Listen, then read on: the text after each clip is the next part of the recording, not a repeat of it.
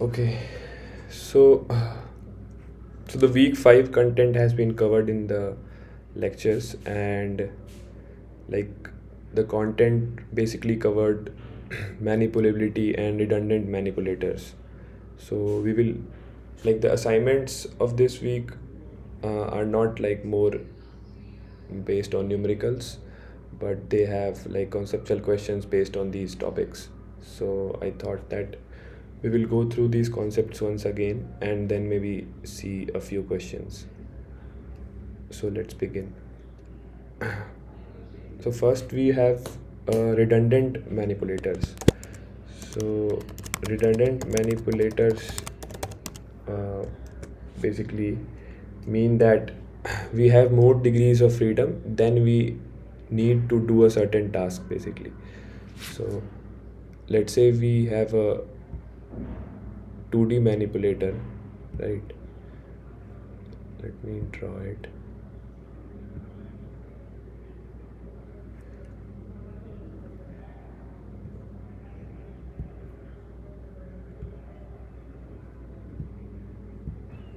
Yeah, so let's say we have a 2D manipulator.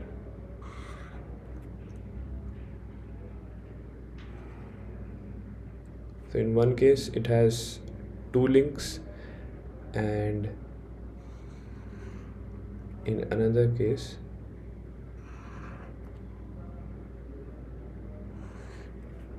let's say it has three links, right? So now since we I said that it's a 2D manipulator, right? So in a 2D space we would, there are only 2 degrees of freedom, right? So the manipulator can reach any point in its workspace with two links itself, right? So the degrees of freedom in this manipulator is theta 1, this one, and this is theta 2, right? So 2 degree of freedom. So we are talking about this example of 2D manipulators,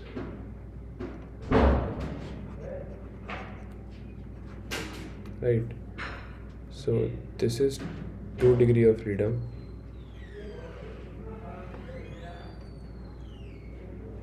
and these 2 degrees of freedom are sufficient to make the end effector reach any point in its workspace, right? Now if we add one more link, so in this manipulator on the right side, so we have one more link, right? So here we have 3 degrees of freedom, right? So 3 degrees of freedom, which is more than the required number of degrees of freedom, that is 2. So this is a redundant manipulator.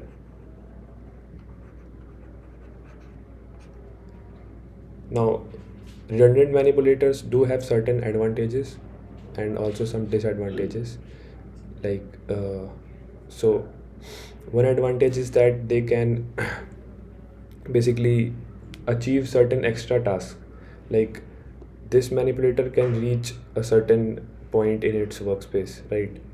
But making it a redundant manipulator, we can achieve certain extra tasks also, like apart from making the end effector reach at a certain point, we can also do things such as obstacle avoidance, you know, or we can also avoid singular configurations, right? So there are a few advantages of redundant manipulators. So we can do,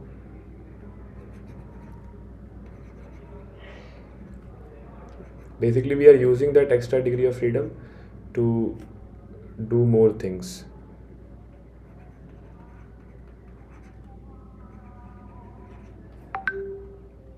right? Obstacle avoidance, avoid singularities,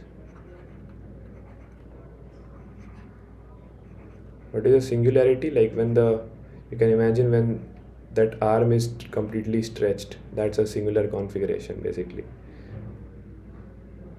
And it can also like do some task consuming less energy. It can be energy efficient basically in some ways. But again, so these are the advantages, some possible advantages. But the disadvantages like are also obvious, that we are adding one more arm, so one more actuator, so that will make it like that will make the manipulator bulkier or heavier. And since we have an extra arm, so the control will also be slightly more complicated, so complexity of control will increase, right? Complexity of control increases, right?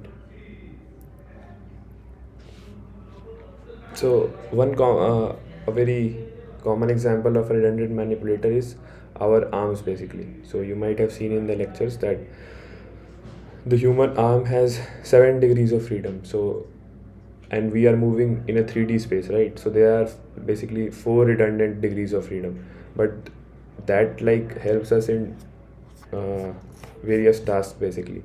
So you can basically hold your arm like this also, an object.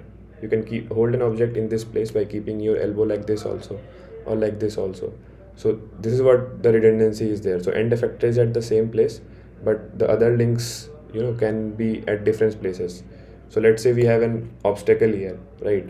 So if we would have a non-redundant manipulator, then to reach here, and let's say there is an obstacle here, so it could not reach here because an obstacle is blocking the way, and it does not have an extra degree of freedom to go around that obstacle. But in the case of redundant manipulators, it can go around, it can hold it like this.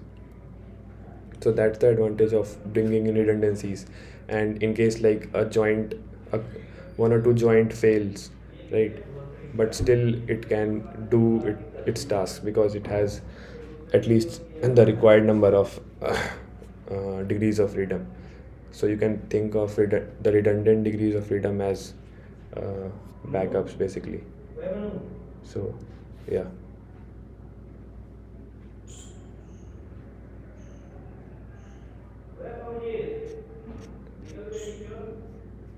So next thing that we can discuss, any doubts in this part? I guess it's uh, not much complicated.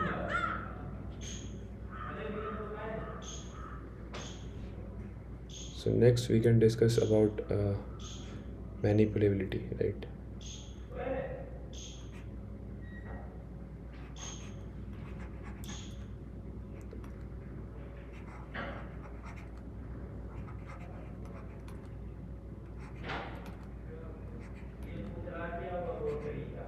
Manipulability, right?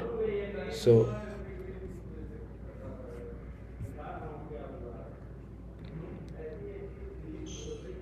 basically, let's say there is a manipulator, right?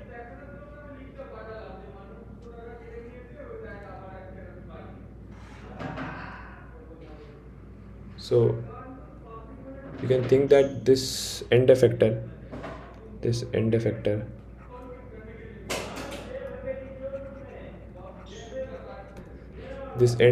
can move in a certain region, right? So the end effector can move in a certain region, and that is called its workspace, right? Now what these manipulability analysis tells is that which directions the robot can move in a better way, right? So like mathematically we construct what we call as manipulability ellipsoids, right? So manipulability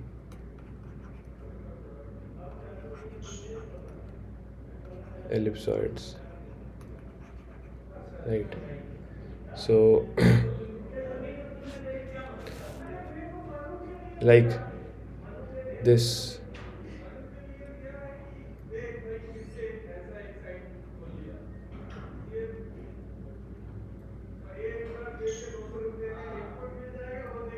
again,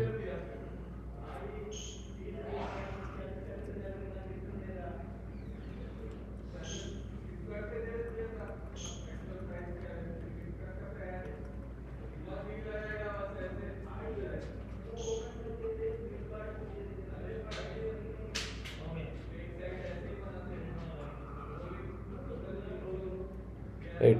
uh, it doesn't look much good, but yeah. So as you know, ellipse has basically it's defined by two axes and its lengths. So these two are the principal axis, and basically their lengths determine which is the major axis, which is the minor axis.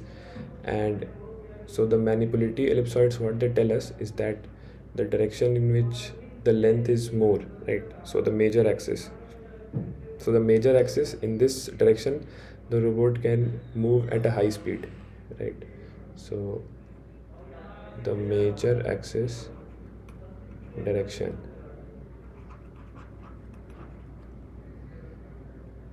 this corresponds to the direction in which the arm moves at high speed, right? And similarly the minor axis of the ellipse gives us the direction in which it moves with the lowest speed. So like it's slightly intuitive also. You can imagine that if, let's say, there's a 2R manipulator and it's in this configuration, right? So basically if we move perpendicular to the end effector, right, in this direction, the major axis direction, it will move faster, right? And in this direction where it's more or less along the end effector, right, it's already much extended, like, so it will not move with a high velocity, right, because it will hit similar position very soon.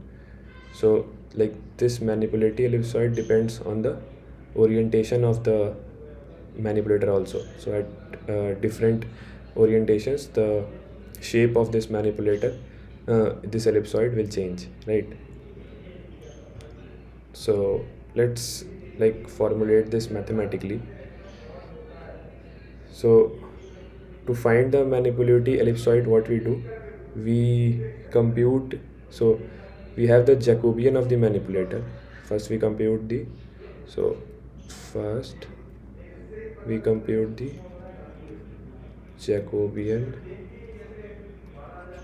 of the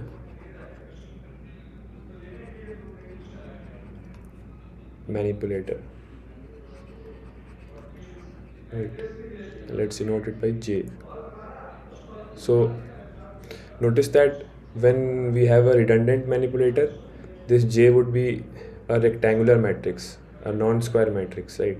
And in case of a non-redundant manipulator, it will be a square matrix. So if it's redundant, then it's a matrix like rectangular matrix, and when it's non-redundant, it's a square matrix, right? So first step is to find the Jacobian of the manipulator.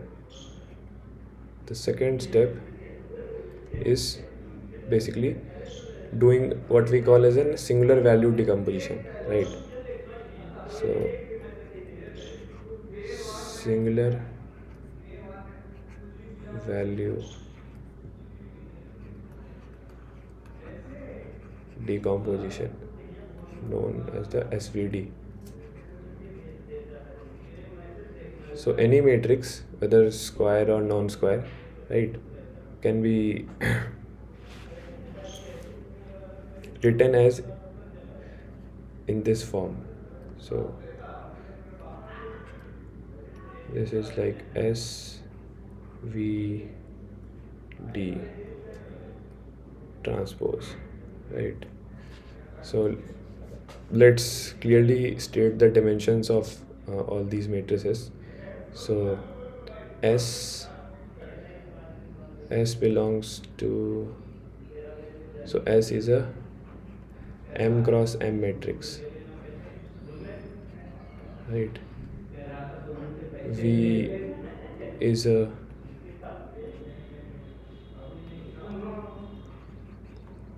M cross N matrix, and D is a N cross N matrix, right? Also, few other things about matrices SVD are S and D are orthogonal. S and D are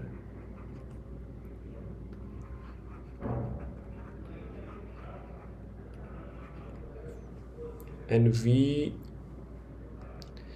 is a rectangular diagonal matrix. V is a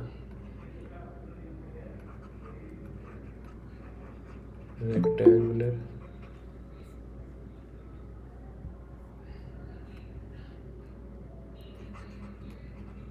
diagonal matrix,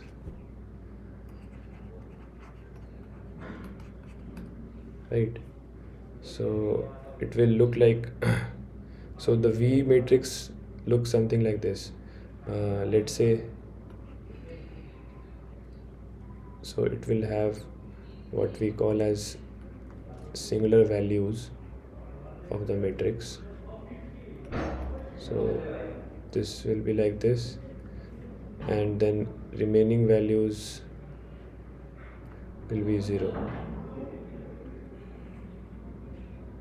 So since like it has in this case we have more number of columns than rows, basically n is greater than m, right? N is greater than m, so the m singular values will occupy the m rows. So you can think of it as two matrices, right? So this is a diagonal matrix, this is a diagonal matrix of m cross m, and this is a rectangular matrix of m rows and n minus m columns, and all these entries, all the other entries are 0. So 0 0 0, right? And these alpha i's are known as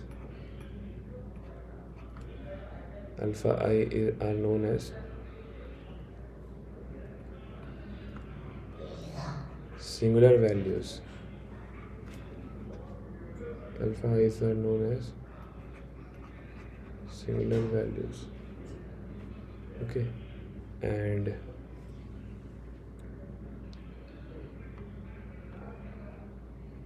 there is also an order among these. So alpha 1 is greater than alpha 2, and so on till alpha m. So alpha 1 is the largest singular value and alpha m is the smallest singular value, right? Let me put a new page.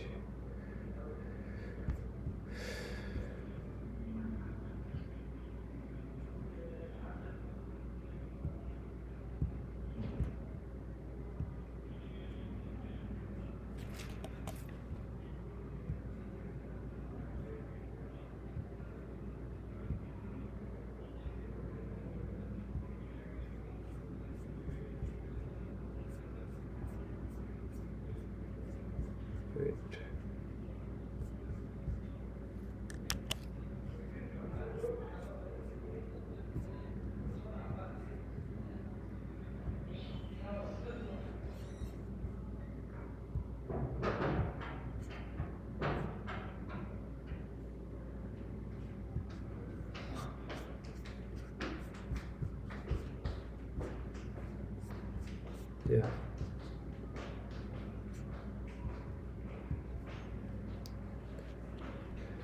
So the directions, yeah.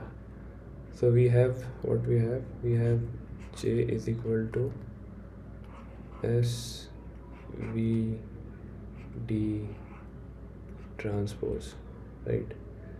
So we saw the structure of the V matrix, the matrix that has the singular values. Now the so basically how do we once, let's say, we have the singular value decomposition, then how do we generate, or how do we compute the axis and their lengths? Basically we want to draw the manipulative ellipsoid, right? So the principal axis,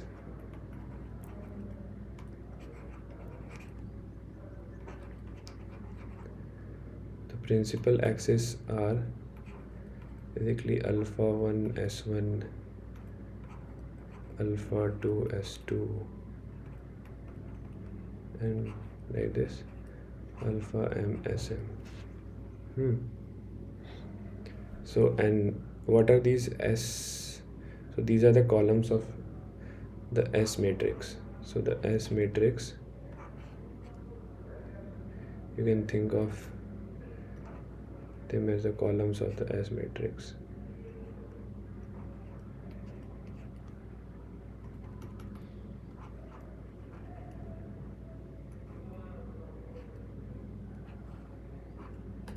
Right.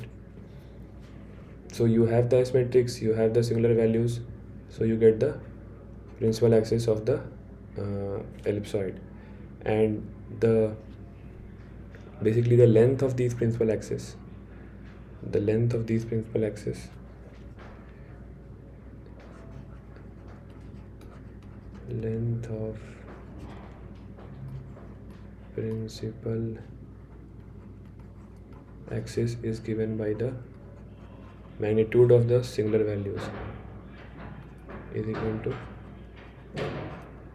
magnitude of the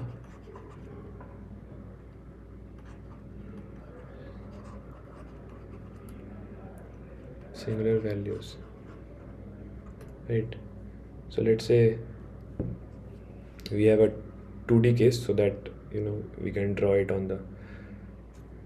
here, right? So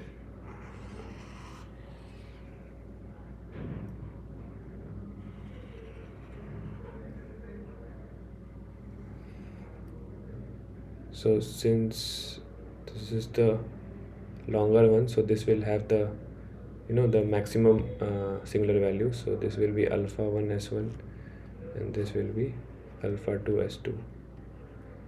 So alpha 1 will correspond to the major axis, and alpha 2 will correspond to the minor axis. So if you would write the equation of the ellipsoid, so let's say the two directions are x1 and x2 are the two coordinates in this space, then the velocity is given by x1 dot and x2 dot, and these manipulative ellipsoids are also like, so generally what we draw is we call a velocity ellipsoid.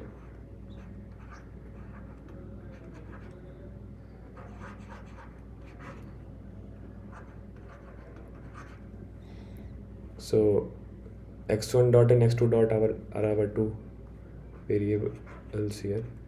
So the equation of the ellipse can be, so the generally, like, you would recall the equation of an ellipse is given by x square by a square plus y square by b square is equal to 1, right?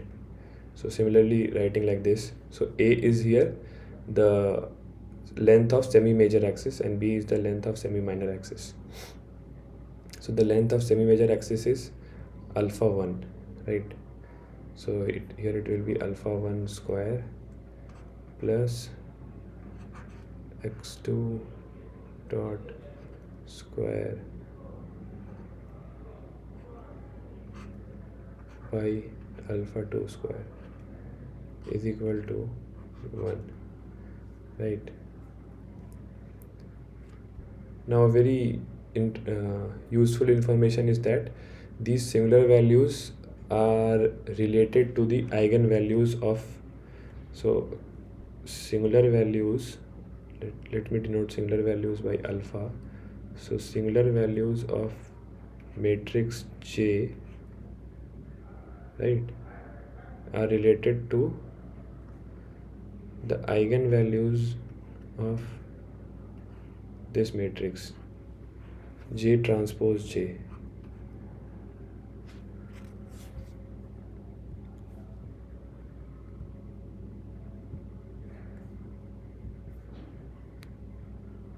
J transpose J, right? And how are they related? They are the square root of eigenvalues, right? So basically you can rewrite this uh, velocity ellipsoid equation in terms of the eigenvalues also. So alpha I square would be lambda 1 plus x2 would be lambda 2. So length of the axis in terms of eigenvalues would be square root of lambda i's, right? So basically you should just recall this, that alpha I is equal to square root of lambda I. Let's say I've written 1 here. This piece of information is useful, right? So as we discussed, that what this velocity ellipsoid signifies is that along the major axis the end effector can move with high speed, and along the minor axis the end effector can move with a low speed only, right? So a similar related concept to velocity ellipsoid is the force ellipsoid, basically.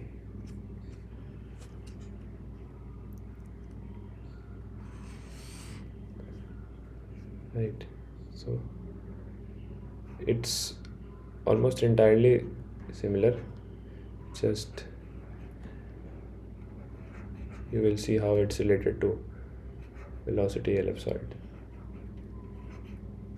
So just as the velocity ellipsoid gives the directions of maximum and minimum velocity, the force ellipsoid gives us the directions of in which the end effector can apply maximum and minimum force, right? Direction in which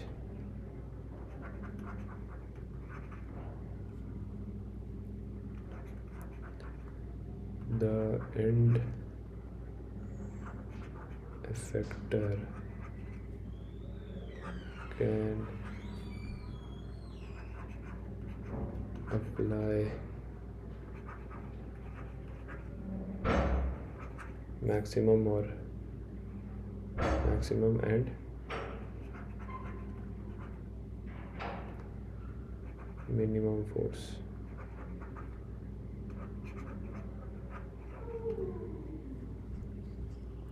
Right. So basically, why do we need these kind of informations? We need these kind of informations when we are designing manipulators for certain applications, right? So let's say, we have a manipulator that needs to, let's say we are designing a leg of a robot. There is a legged robot and we are designing the leg. So we would like to know that at what configuration the leg can produce how much force. So that type of information we can get by by computing the force ellipsoid of that manipulator, basically. So force ellipsoid is orthogonal to the, very important point,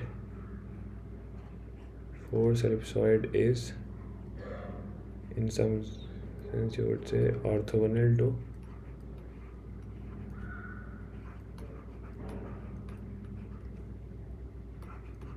velocity ellipsoid.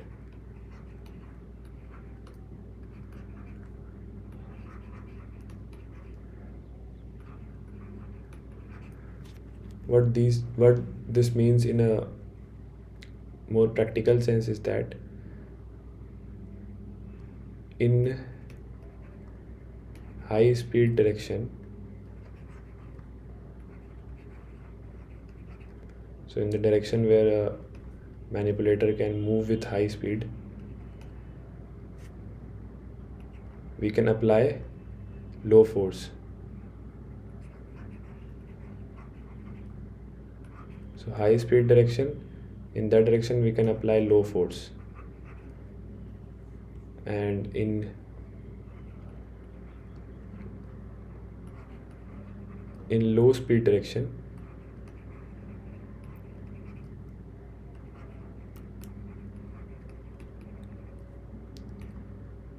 apply large force.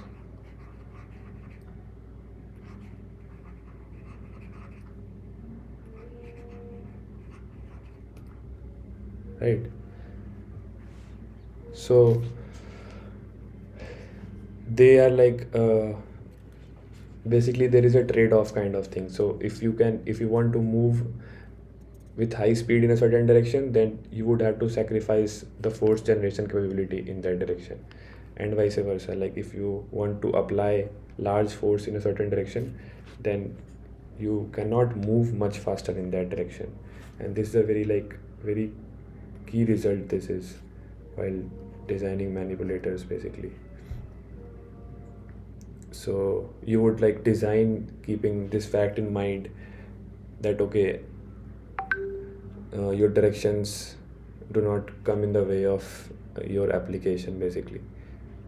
So the equation for velocity ellipsoid was something like this. So if we formulate this condition more mathematically, so the principal axis remain the same, right? So principal axis remain the same, like the directions remain the same, because the eigenvectors remain the same, but the eigenvalues change basically, right? So principal axis remain the same, and the reason being same eigenvectors.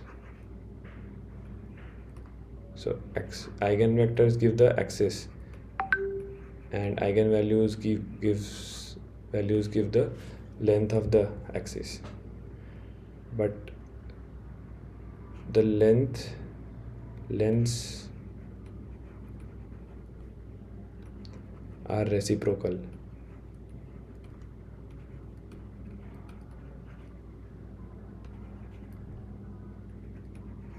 of velocity ellipsoid.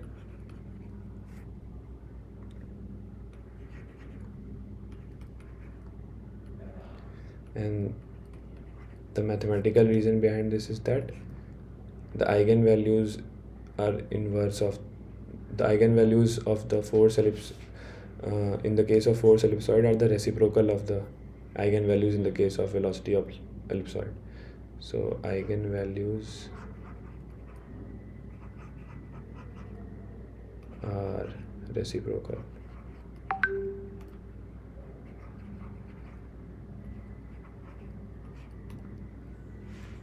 Right? So let's say this is the velocity ellipsoid. I will draw both of them side by side.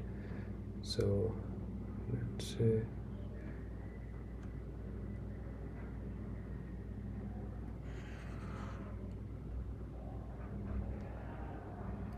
right. So the direction would remain the same. Like I would try to draw it like as parallel as possible, right? But the lengths are exchanged basically, right?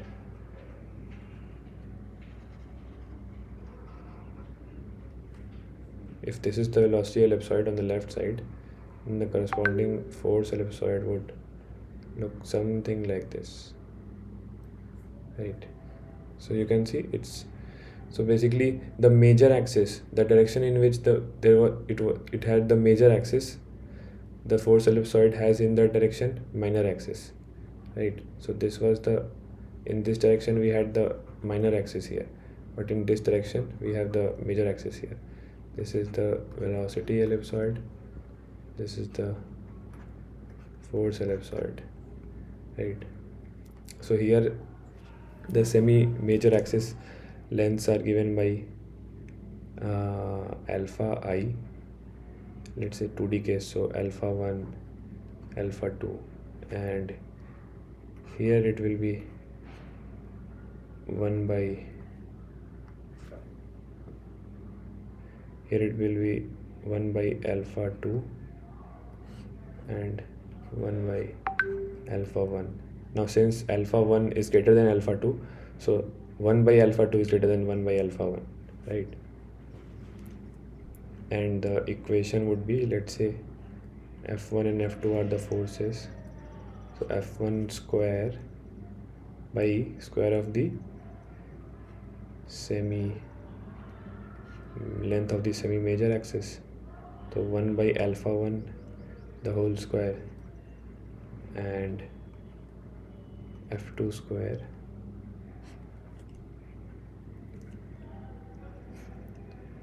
one by alpha 2 the whole square is equal to 1.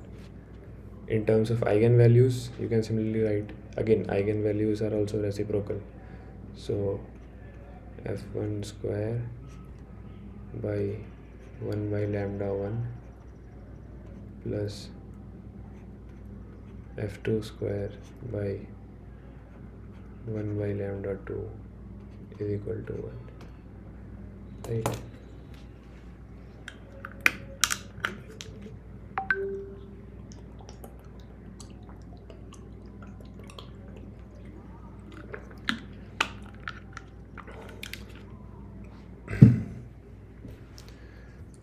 So now we have seen the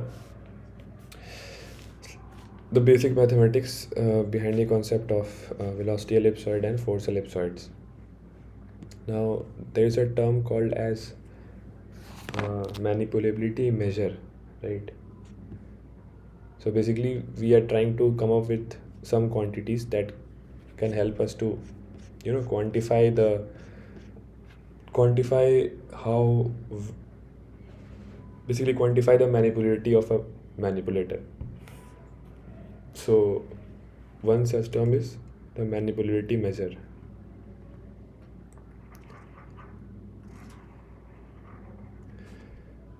The term is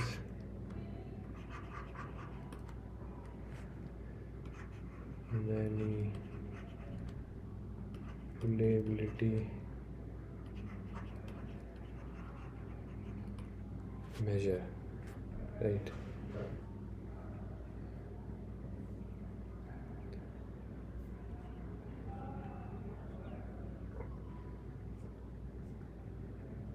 So we define this quantity as W is equal to under root the absolute value of J, which is a function of the joint angles J transpose, right? So basically it's the determinant of this matrix. What is this? This is square root of determinant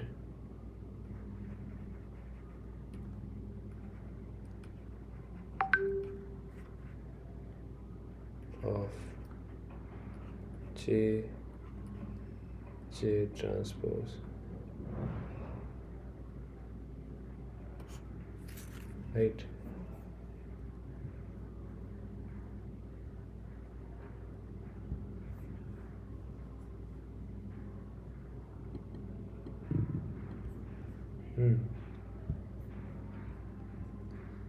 And this is in the case of redundant manipulators, In the case of non-redundant manipulators, this would simply be, so this is in the case of redundant, in the case of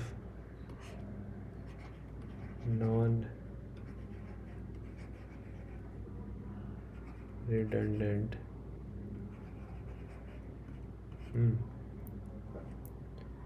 W is given by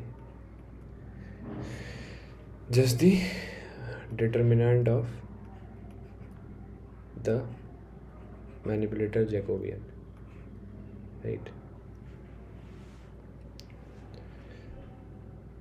And what we want, so what we want while designing a manipulator, what we want is a high value of W.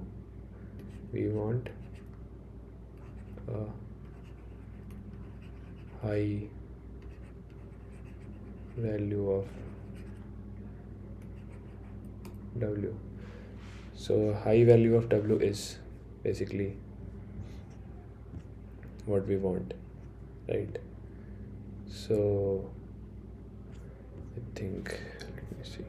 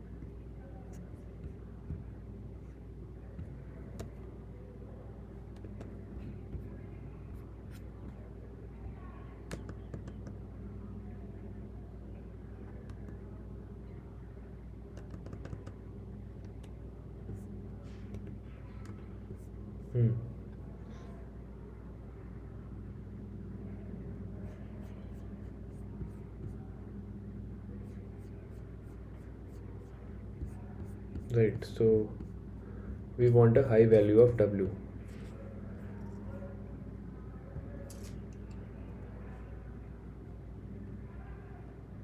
We want a high value of W, right? So now let's see an example of this. Again, for just demonstrating the concept, we will use a 2R manipulator. So let me draw a 2R manipulator. So I'm drawing the axis first, and then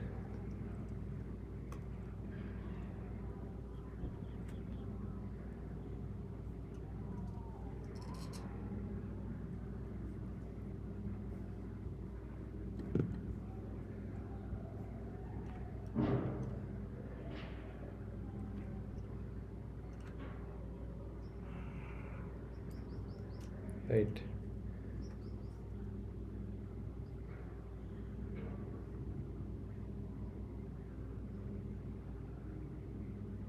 This is θ1,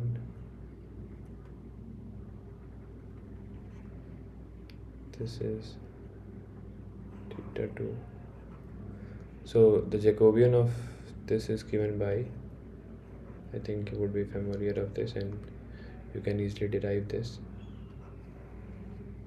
So I'm to note the lengths.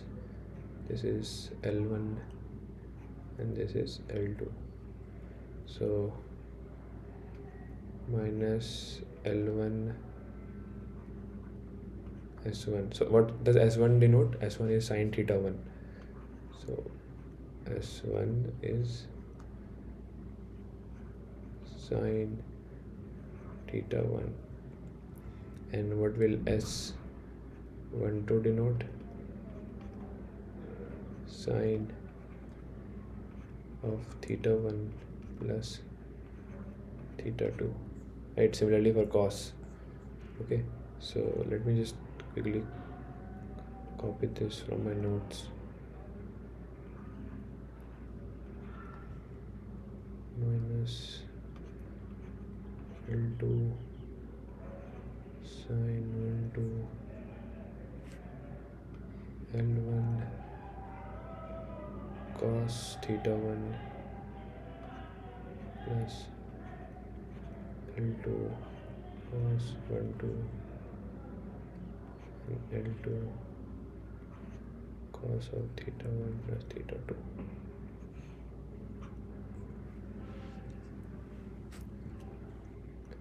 So, does everyone know how to derive this Jacobian?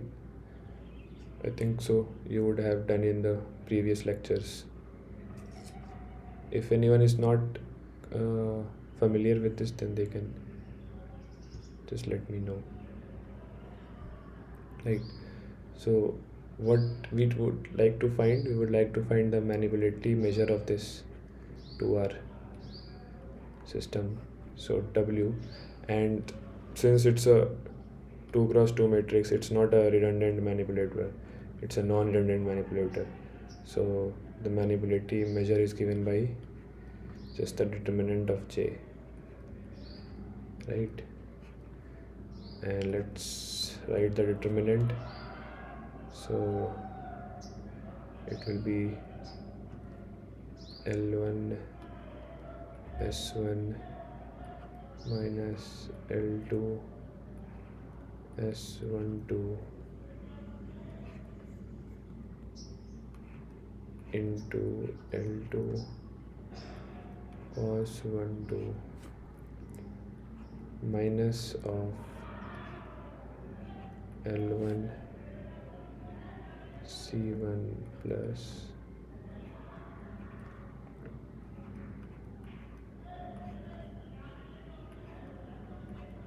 minus L2 S12, right? So if you would simplify this, it comes out to be L1 L2 and basically sine theta 2, right? So theta 1 gets eliminated basically. And when does this quantity, this L1 L2 sine theta 2, achieve its maximum? So L1 L2 sine theta 2, right? So in absolute value, the maximum it could be sine theta 2 is equal to plus minus 1. So this implies that W is max when sine theta 2 is plus minus 1, right? This further implies that when theta 2 is equal to plus minus 90 degrees. So that's the optimal configuration. Like theta 1 could be anything, but theta 2 at 90 degrees. That's when the manipulative measure of this system is at its maximum basically. So similarly you can find for other manipulators also, right? So there are a couple of other quantities also that are basically defined using the similar parameters, basically the similar values and all. So one is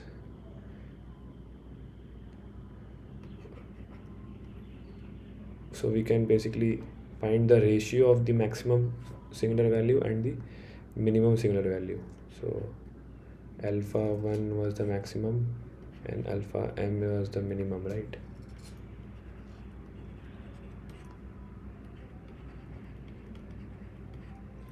Right.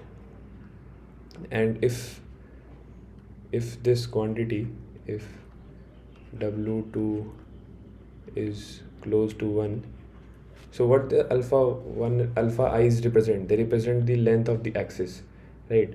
So you can imagine that if this w2 is like much greater than 1, right, then basically it's a proper ellipse, it's very long in a certain direction and very short in a certain direction, right? So you would imagine that if,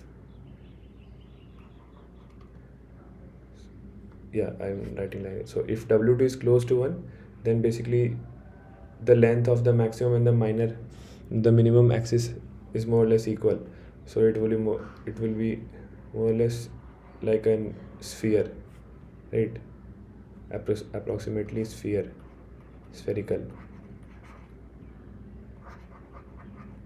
right? And if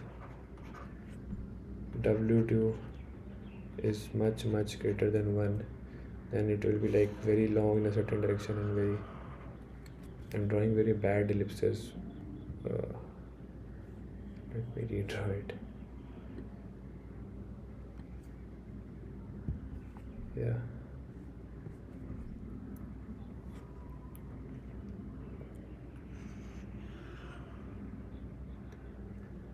So you can basically stretch it even longer in a certain direction. The higher the maximum value would be, the longer it would be in that direction. So it will look more like an ellipse. Right. Uh, Another one is the volume. So volume we find by determinant, and the more the volume of the manipulatory ellipsoid, the better it is. Basically, we would like to have the a high volume of the manipulated ellipsoid. And again, the more the volume of the manipulated ellipsoid, as we increase the volume of the manipulated ellipsoid, the volume of the force ellipsoid decreases. So again, this kind of inverse relationship between velocity ellipsoid and force ellipsoid that exists uh, for all the different parameters, basically, right? So I think now we can look at certain questions. So I will just first go cover the questions based on manipulative ellipsoids. So now you would find these questions pretty straightforward, directly based on concepts. So in the direction of minor axis of kinematic manipulative ellipsoid, the end effector of the robotic system moves at low speed. So we saw this, that minor axis low speed and major axis high speed, right? So this will be along the major axis and this will be minor axis, right? The expression for a manipulatory measure for non-redundant manipulators. So again, what was W for non-redundant manipulators? It was the determinant of the Jacobian matrix straight away. And for non-redundant manipulators, J will be a square matrix. So J belongs to n cross n, right?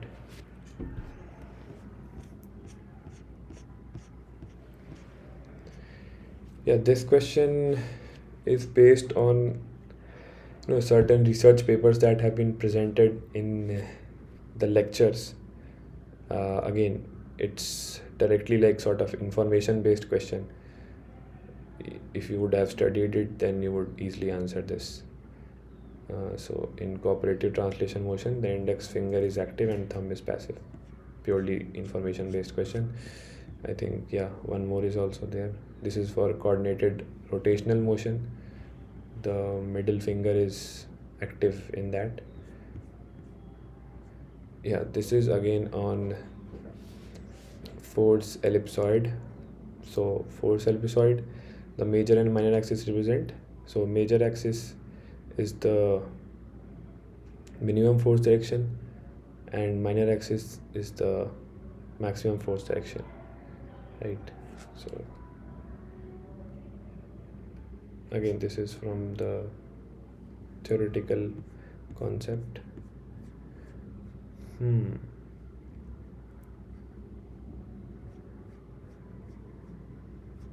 There was a pseudo inverse question. Let's discuss that. So pseudo inverse comes up pretty regularly in the dynamics of manipulators and all these computations. So let's spend some time on this one. I think we discussed this in the last week's tutorial also. Like what's the right pseudo inverse, what's the left pseudo inverse, and when to use left pseudo inverse and when to use right pseudo inverse, we should clearly be aware of, right? So let me just discuss a few concepts relating to this. Let's say we have a rectangular matrix. So in the matrix square we can find the usual inverse, right? But when the matrix is rectangular, there are two cases, right? So case one is m is greater than n, right? That is, number of rows is more than number of columns. Number of rows more than number of columns, right? So in this case, let's say A has full column rank. So full rank, when we say, so let's denote rank by R. Let R denote the rank of A, right? So it's full rank when rank A is the minimum of m and n, right?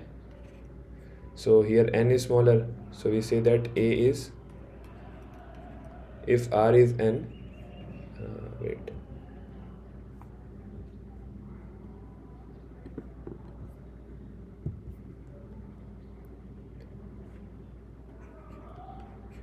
if R is equal to n, then A is full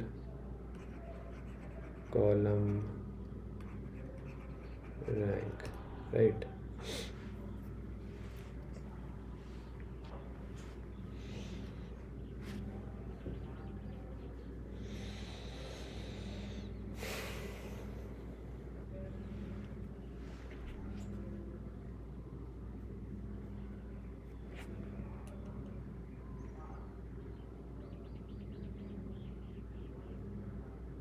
So if we find in this case A transpose A, right? So what will be the dimension of this matrix? A transpose A will be an n cross n matrix, right?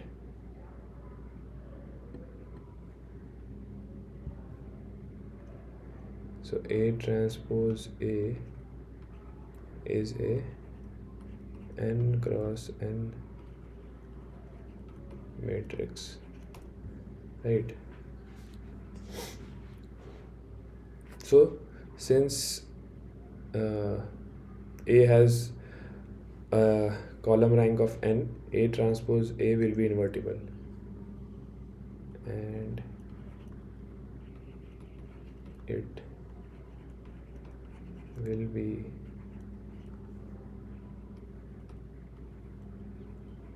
invertible, right? And how do we define the left pseudo inverse? Left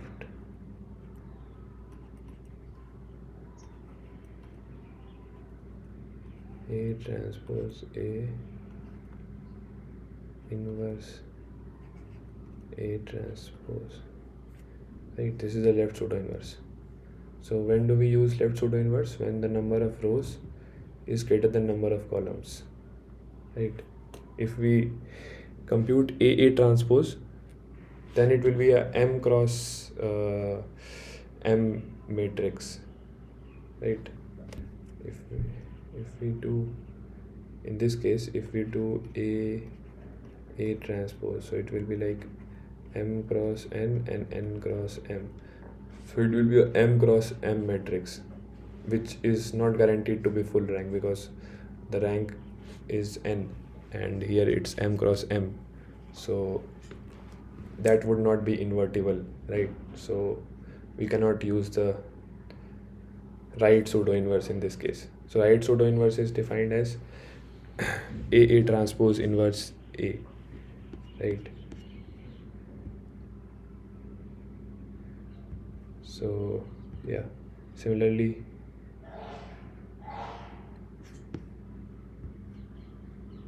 in case 2, yeah, so case 2 is obviously when N is greater than M, number of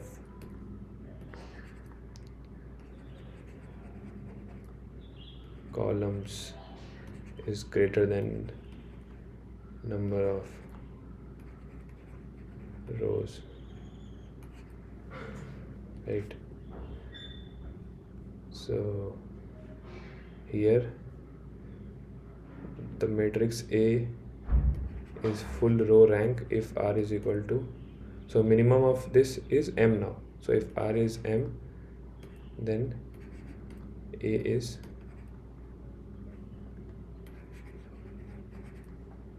full row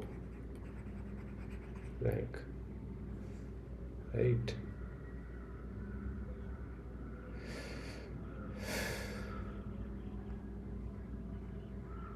So we will use the right pseudo inverse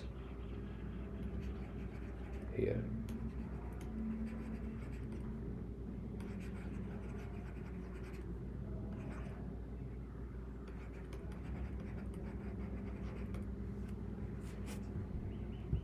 So you can maybe read more about this. I had a link here, I guess.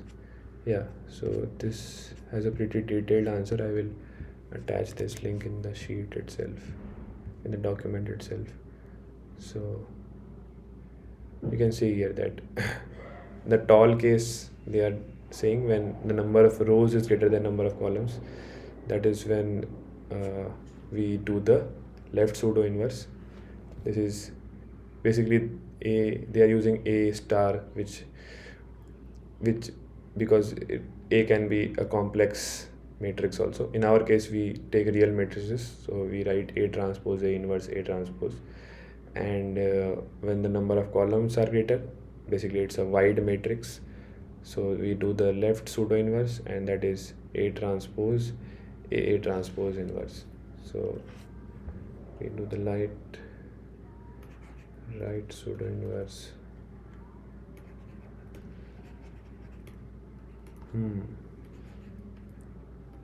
A transpose A transpose inverse, right?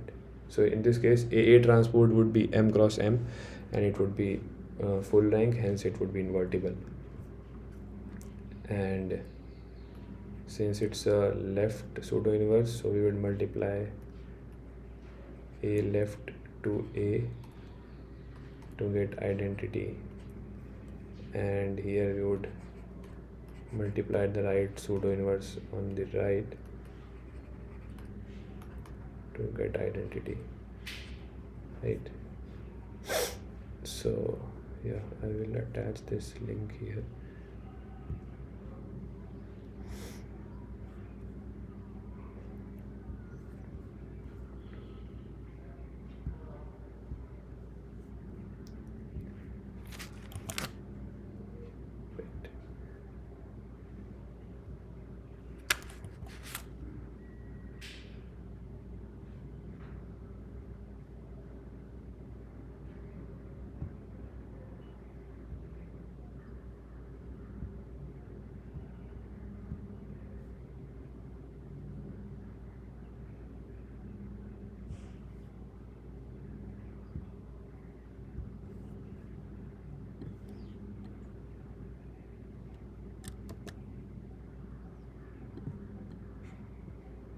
you can follow this link when you go through this document.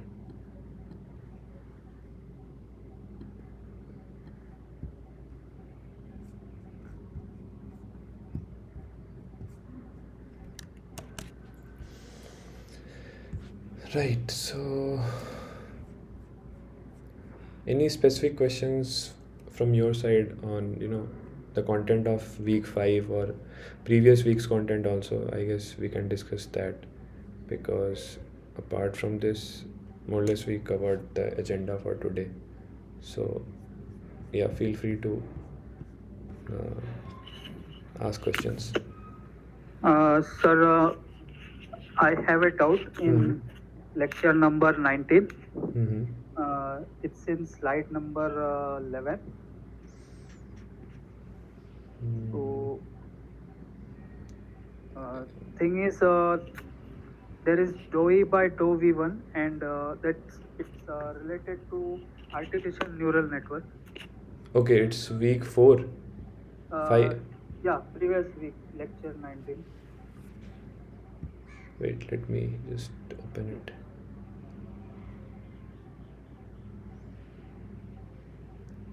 Yeah, just go on. It will take some time to load. Yeah, sure, sir. Sir, it's on slide number 11. Slide number 11 yeah, slide 11. am I seeing the right one? Yes, sir, I think it's right. इसके next वाला यानी नीचे जाइए. हाँ. Here? No sir, इसके ऊपर. No sir, before this. This example? Yeah, before that. First example itself. So gradient descent after Gradient descent. It's related to gradient descent. Okay, yeah. After that, the first example starts. Mm-hmm. After that, on page 11, first we have calculated dou E by dou V1, and then we have taken some values x equal to 2, y equal to 5. X equal to 2, y equal to 5. Yeah, yes.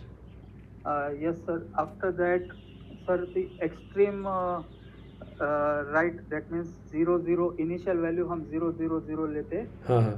उसके बाद -0.1 2 into 5 minus 0. तो उसके बाद की जो matrix है उसमें -1 और 0 0. ये आंसर सर जब हम 0 पुट करते हैं dou E by dou V1 में, यानी पिछले स्लाइड में, तो सर तो उसमें जब हम 0 पुट करते तो डिनोमिनेटर में sir 1 plus e raised to 0, that means 1. तो 1 प्लस 1 2 आना चाहिए. लेकिन यहाँ 1 1 कैसे आ रहा है? आई मीन -1 कैसे आ रहा है? Okay, so can you let me know what is this n here? Yes, sir. N to n, sir, when you put the value of it's derived, sir, जब हम डेरिवेटिव लेते हैं n स्क्वायर का. Sir इसके पहले वाले slide में आप देखिए, इसका हम डेरिवेटिव जब हम लेते हैं e equal to n square रहता है. तो जब डेरिवेटिव लेते हैं तो 2n into derivative of n with respect to v1 ऐसा है. Okay. 2n into derivative of n with respect to v1. या. तो सर अगर हम इनिशियल वैल्यू 0 पुट करते हैं तो e raised to 0 तो 1 आता है. तो डिनोमिनेटर में 1 plus 1 2 आनी चाहिए, यानी हाँ. how it came. Then we would also multiply with this. So what value of n will we take? So we will take n equal to 2. That is already taken. That is not a problem. Okay, so n is equal to 2 and then one more 2, right? No, n की value हमने क्या किया है? n means difference of y minus that we have equated y equal to v1. Okay, that is, are you saying this one, right? 2 into n? Yeah, 2 into n, yes. Okay. Cool, cool, cool. So 2 into n is there. N is y minus y 0. y value is 5. After that, if you put 0, it will come 0. So 5 minus 0, that also is clear. Right right उसके right बाद जो अंदर है sir, यहाँ पे अंदर में, -1/1 + 1 you are saying, so -0.5. हाँ, yeah, it should be Right. 0.5, but it is coming -1. -1. I don't understand how it came. That's my doubt. Mm-hmm. Wait, let me quickly see, try to figure out.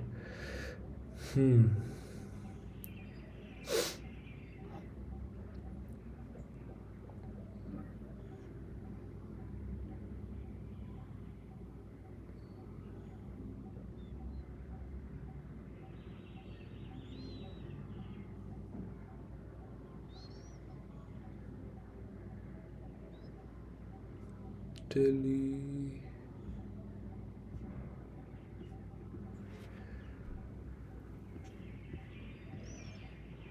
Okay, so that is the gradient vector.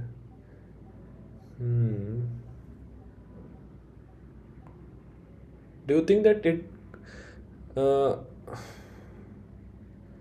it could be something to do with the direction, I guess, if we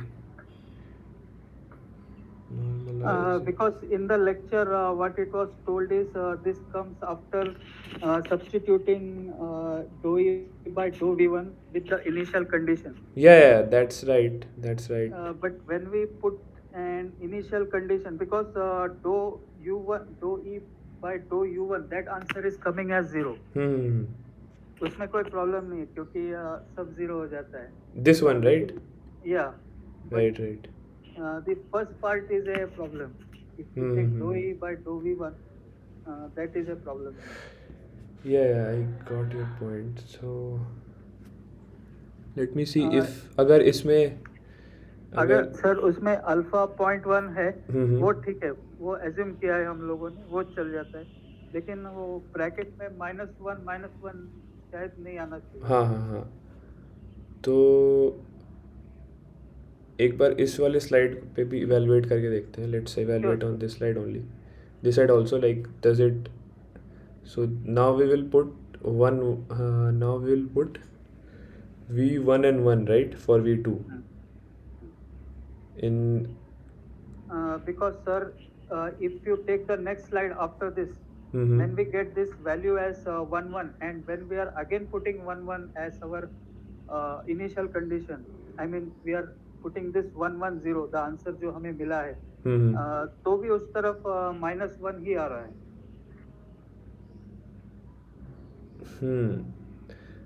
Right, so what I'm saying is that answer is correct. I think that will be -1 only, because if we put 1 then it can come, but 0 अगर हम put करते तो नीचे 2 आने की वजह से 0.5 आनी चाहिए. No, in the second step also, U1 U2 is again 0, right? So after the first iteration, the value of V1 and V2 is 1 and U1 and U2 is 0. Right? So now again we will evaluate the gradient at this point. Correct, sir. Right? So del E by del V1, so U1 is again 0. U1 is again 0. Right? So this will be again 1/1 + 1. Yes, 1/1 + 1. So -1/2. -1/2. Right? So this will be again -1 by, it seems it will be again -1/2. And if I, let me evaluate the lower two values. So this is the expression for the U1 part, right? U Yes. part. So U1 is that 0. U1, U2 has been that derivative in which we have to substitute. That is evaluated in slide 10 according to notes which we got. Slide number, I think it's same notes. Yeah, it's same. Yeah, So so here 10 if we put V1 is 1 now, so 1/1 + 1. So it will be like V1 is again 0. Yeah, V1 is 1 and U1 is 0. 0, So yes. this will be 1 by 1 plus 1 whole square into e to the power. So u1 is 0, so that will be 1. Yes. So 1 by 4 it's coming. And what is Here it's taken as minus 2? 2. Minus 2. 2 and Minus 2, and V1 value -1, -1. hmm. So in this expression, what is the value of x that we will take? One minute, sir. Just a minute. Is it will be 2, right? Yes, it will be 2 Okay. because x is already 2. Y is 5. Right, right. We are reducing error by substituting all Hmm. V1. So We are if we revising multiply by 2, it becomes 1 by 2. But still not e raised to, yeah. minus 2 it's coming. Hmm. And also like in this term we are like it's 5 minus half minus half. 5 minus half minus half. So from where does this 2 half is Sir, coming? that e, from the value of e in slide 10. This one? Yes.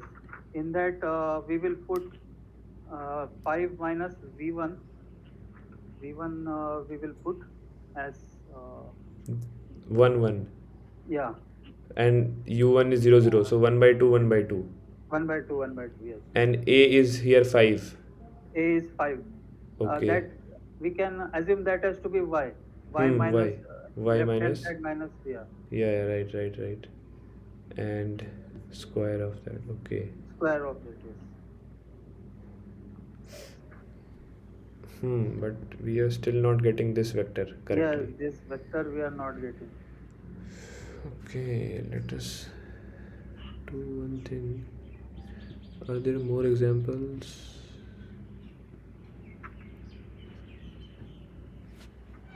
No, what I was thinking that maybe they are, taking out some common factor and, leaving Yeah, I it. tried that way also by taking common, but that doesn't get applied for the first case when we put all zeros. उस समय ऐसा आ ही नहीं सकता है. Luckily, there is no assignment based on that, exactly based on that. इसलिए Right. ज़्यादा problem नहीं.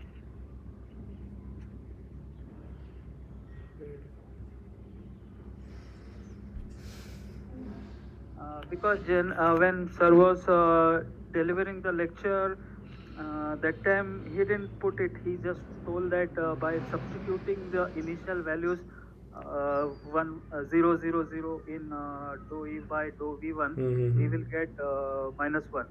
So I just paused it and I just iterated it कि अपनी तरफ से try करके देखते, लेकिन वो -1 नहीं आ रहा है. उतना problem है. No, your doubt is completely valid. And straight away putting it also, it seems that it should be minus half, right? Yeah.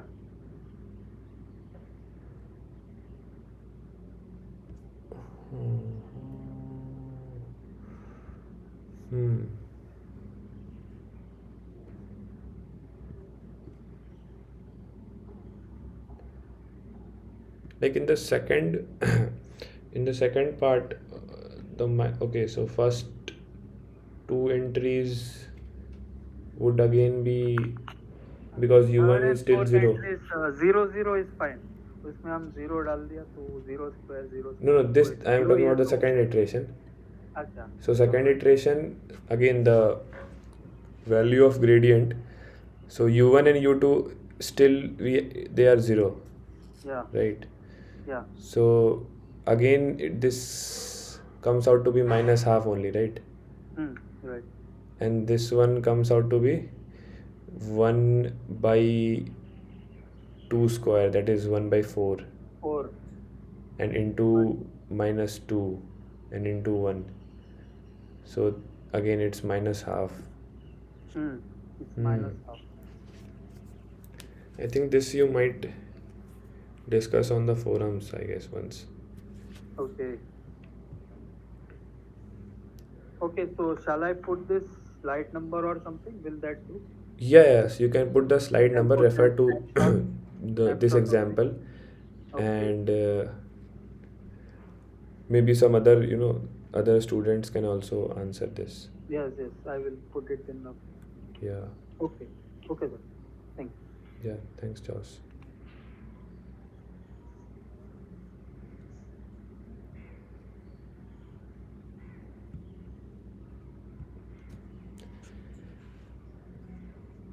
Anything else, guys?